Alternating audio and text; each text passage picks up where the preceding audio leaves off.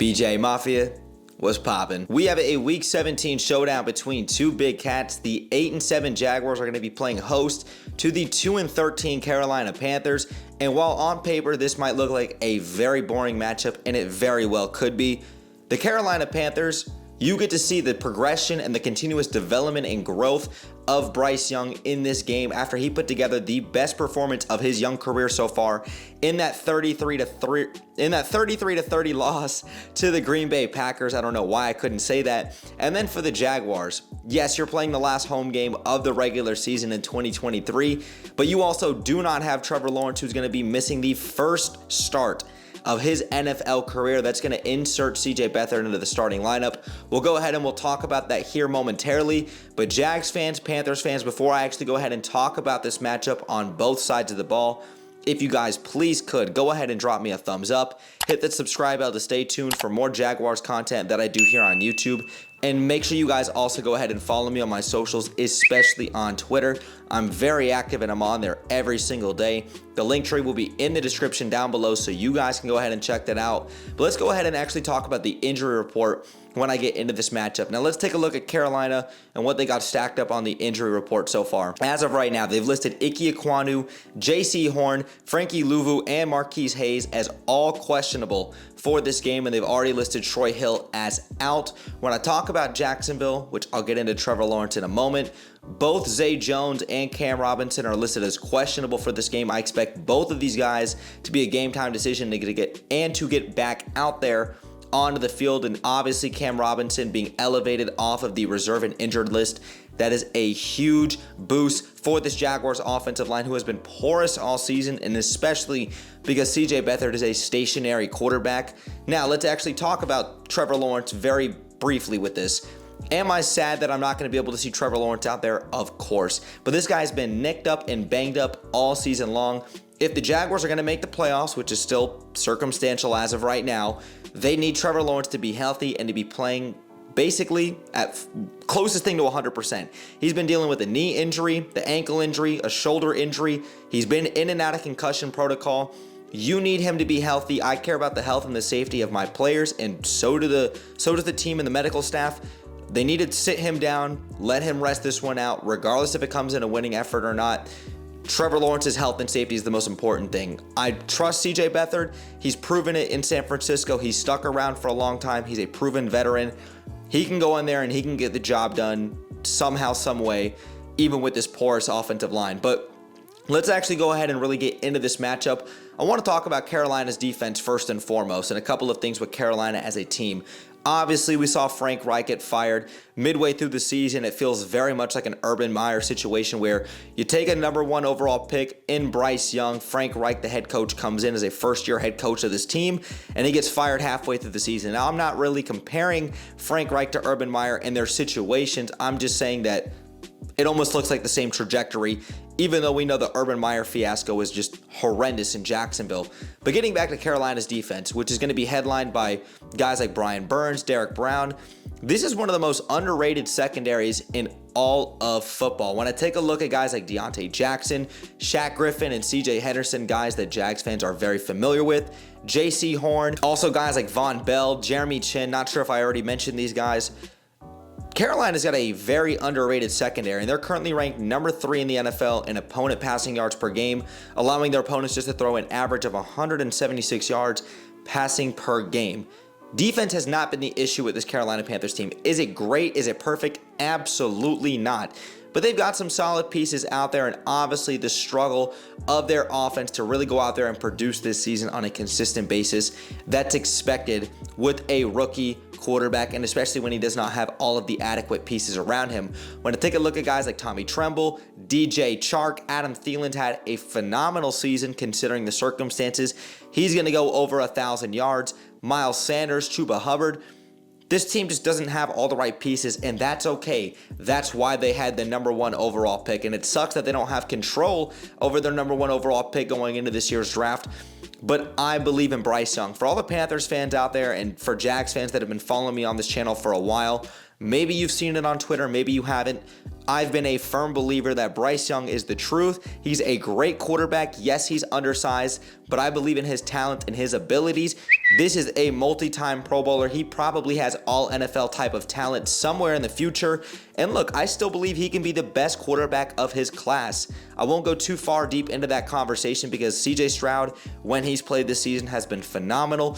We still have to see how Anthony Richardson produces when he's healthy. We got to see how Will Levis continues to grow. But I believe in Bryce Young. And when I talk about Bryce Young, I just see so much maturity from his game. He's got so much poise in the pocket, his ability to escape, evade pressure, sit back in the pocket, and deliver that ball. He has the arm talent. It was clearly evident at Alabama.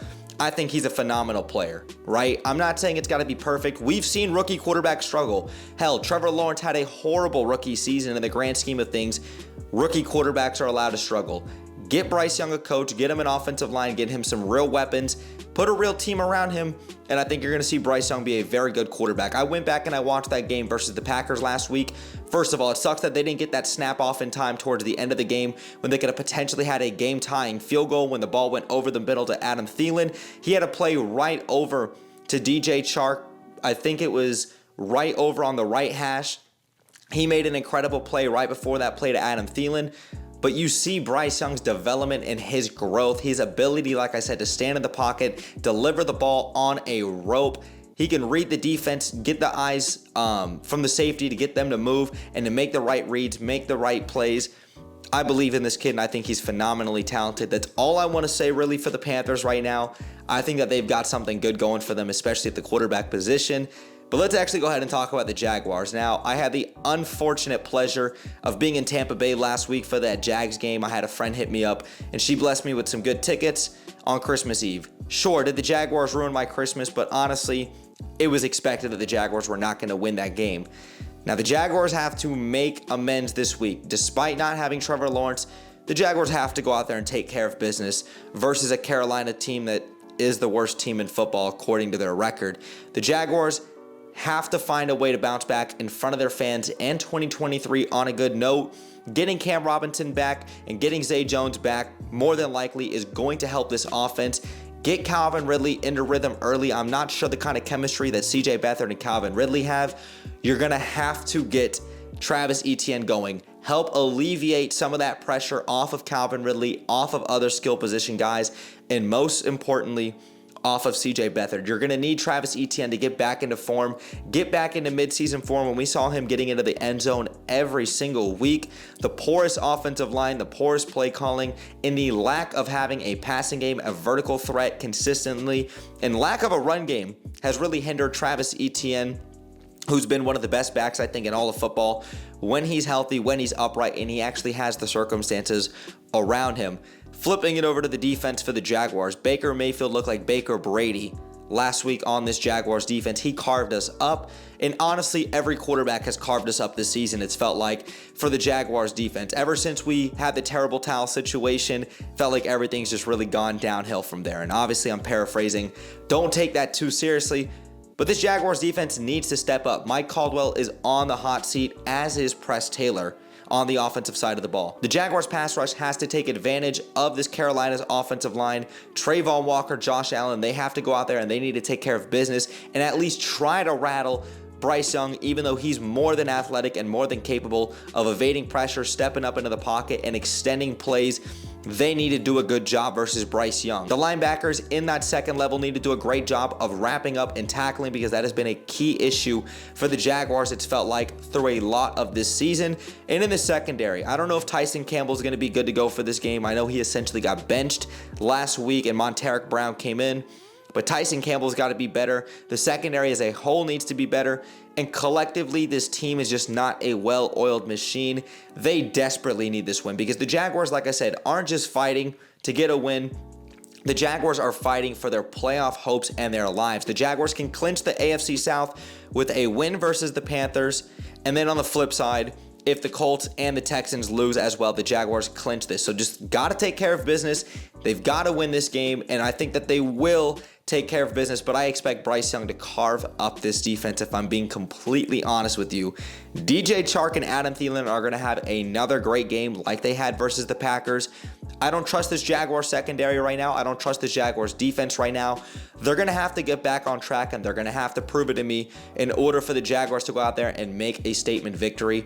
And I also forgot to say that the Jaguars special teams, Brandon McManus needs to get back into form, needs to get back into rhythm after struggling these last couple of weeks. And Jamal Agnew's been a huge plus getting him back on special teams. But kind of giving a final score prediction for this game, I know that the Jaguars are favored -4 in this game, so the Jaguars should be able to take that.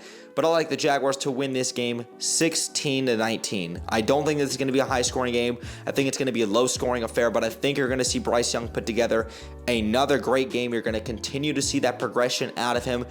I think Bryce Young goes out there and throws for something like 280 yards, 2 touchdowns, and does a great job of being poised in the pocket.